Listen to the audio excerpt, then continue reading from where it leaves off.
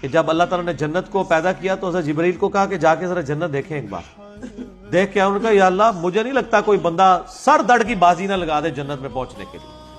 اللہ نے کہا کہ اتنا سوکھا نہیں.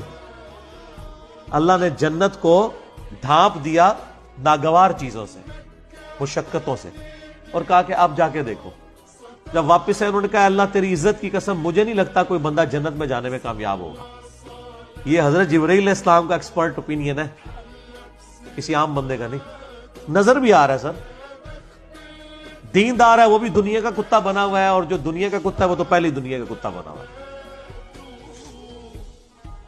نظر آ رہا ہے.